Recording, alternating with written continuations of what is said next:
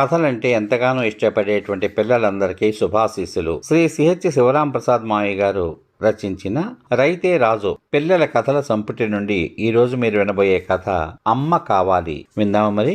ఈ 26వ కథ పేరు అమ్మ కావాలి. అమ్మ ఎవరికైనా కావాలి కదా, మరి అటువంటి అమ్మ ఎవరికి అవసరమో ఈ కథలో విందాం. పశువుల పాకలోకి ప్రవేశించింది సీతాదేవి. పాకలో ఒక ఆవు నిలబడి ఉంది. ఆవుకు దగ్గరగా పీట వేసుకుని కూర్చుని ఉంది సీతాదేవి. ఆవు పొదుగును నీళ్లతో కడిగి నెమ్మదిగా పాలు పితకాలని ప్రయత్నించింది ఆమె. ఆవు తల విదిలిస్తూ సీతాదేవి నుండి కొంతమేర కాళ్లను జరిపి నిలబడింది.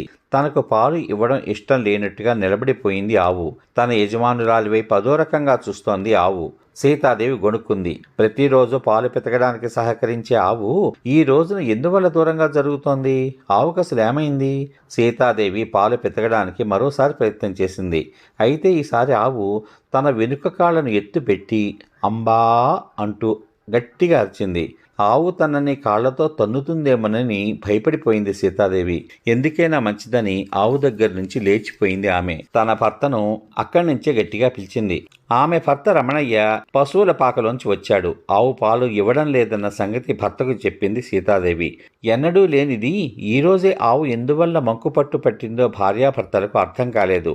ఆవును చాలా ప్రేమగా చూసుకుంటాడు రమణయ్య. దాని గంగడోలు నిమురుతాడు. ఆవును సాక్షాత్తు లక్ష్మీదేవిలా భావిస్తాడాయన. తన భార్య వద్ద నుండి పాలపాత్రను తీసుకుని రమణయ్యే స్వయంగా పాలు పితకబోయాడు. ఆవు మళ్లీ దూరం జరిగింది. దూడకు సరిగ్గా పాలు వదిలిపెట్టలేదా ఏమిటి? భార్యను అడిగాడు రమణయ్య. దూడ కడుపు నిండా పాలు తాగినట్లు చెప్పింది సీతాదేవి. అయినప్పటికీ దూడను మరోసారి తల్లి వద్ద పాలు తాగడానికి విడిచిపెట్టవలసిందిగా సూచించాడు రమణయ్య. దూడకు కట్టిన తాడు విప్పింది సీతాదేవి. అయితే దూడ కూడా ఆవు దగ్గరకు పాలు తాగడానికి వెళ్ళలేదు.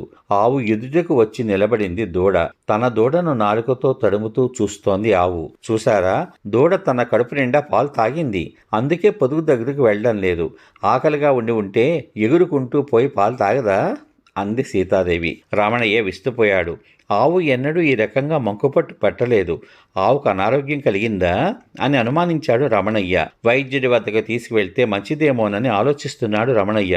ఇంతలో పాలేరు వచ్చాడు. పశువులను అతడే బంజరు భూమికి తీసుకుపోయి మేపుతూ ఉంటాడు. సీతాదేవిని పాలు పితిగారా అమ్మా అని అడిగాడు పాలేరు. ఆవు మొండికెత్తింది అని చెప్పింది సీతాదేవి. పాలేరు వైపు చూసి ఆవు అంబా అంది.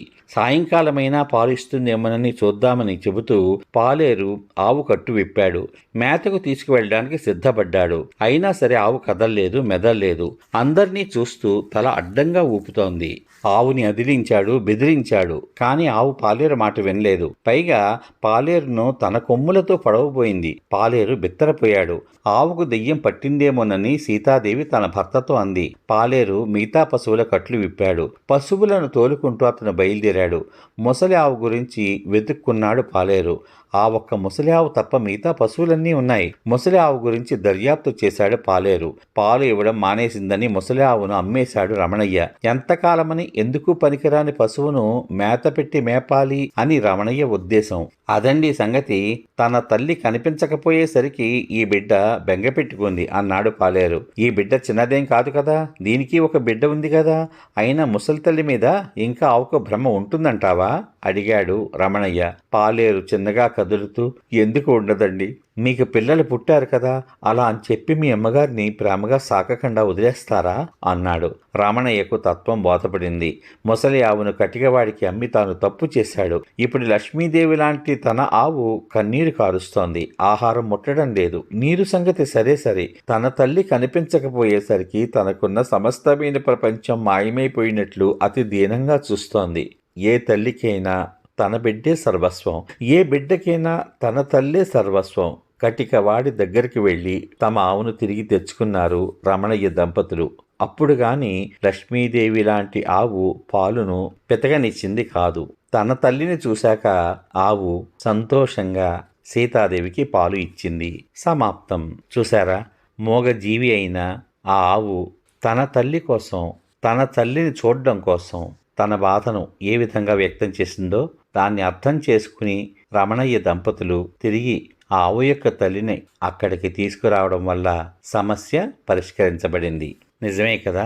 ఈ ప్రపంచంలో ప్రతి బిడ్డకి తల్లి కావాలి, ప్రతి తల్లికి బిడ్డ కూడా కావాలి. చాలా బాగుంది కదా ఈ కథ. ఈ కథ కనుక మీకు నచ్చినట్లయితే ఈ కథ మీద మీ అమూల్యమైన అభిప్రాయాన్ని వీడియో కింద పొందుపరచమని కోరుకుంటూ మళ్ళీ మరో మంచి కథతో మీ ముందుంటాను. అంతవరకు సర్వే జనా సుఖినో భవంతు. శుభమస్తు. స్వస్తి.